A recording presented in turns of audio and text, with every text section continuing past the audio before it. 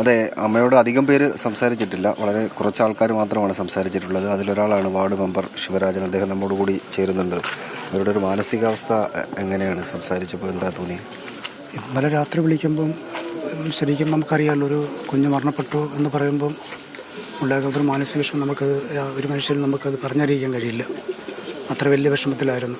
അപ്പം മറ്റു രാജ്യത്തായാലും ഇവർ നമുക്ക് ഈ സത്യം വെളിപ്പെടുത്താതിരിക്കാനും പറ്റില്ല. എങ്കിൽ മാത്രമേ അവിടെ നിന്ന് തിരിച്ചു വരുവാനുള്ള ഇത്തരത്തിലുള്ള ഒരു ടിക്കറ്റ് കിട്ടത്തുള്ളൂ നമുക്കറിയാം. അതുകൊണ്ട് അവരോടും അവരെ കൊണ്ടുപോയി അവരുടെ സ്പോൺസറോടും നമ്മൾ കാര്യങ്ങൾ ബോധ്യപ്പെടുത്തി. അപ്പോൾ തീർച്ചയായിട്ടും അതുകൊണ്ടാണ് നമുക്ക് നാളെ ഈ പറയപ്പെട്ട ടൈമിങ്ങിൽ ഇവിടെ എത്തിച്ചേരാനുള്ള ഒരു അവസരം ഉണ്ടായത്. ഇത് നേരിട്ട് അവരോട് തന്നെ നേരിട്ട് പറയായിരുന്നു, അത് വേറെ ആരെങ്കിലും കൊണ്ട് പറയിക്കുകയാണ്? നമ്മൾ അവരെ കൊണ്ടുപോയി അവർ അറബി കൂടെ ഉണ്ടായിരുന്നു. അപ്പം നമ്മൾ അവർ ഫോൺ സുജയുടെ ഒന്ന് വാങ്ങിയായിരുന്നു. അപ്പം നമ്മൾ ഇംഗ്ലീഷിലാണെങ്കിൽ അവിടെ കാര്യം ബോധ്യപ്പെടുത്തി, കുഞ്ഞ് മരിച്ചു എന്നുള്ള കാര്യം ബോധ്യപ്പെടുത്തിയിട്ടുണ്ട്. അന്നേരം തന്നെ അവർ ഉൾപ്പെടെ പൊട്ടിക്കരയുമായിരുന്നു. അവർ കൊണ്ടുപോയി അവർ അറബി ഉൾപ്പെടെ പൊട്ടിക്കരയുമായിരുന്നു.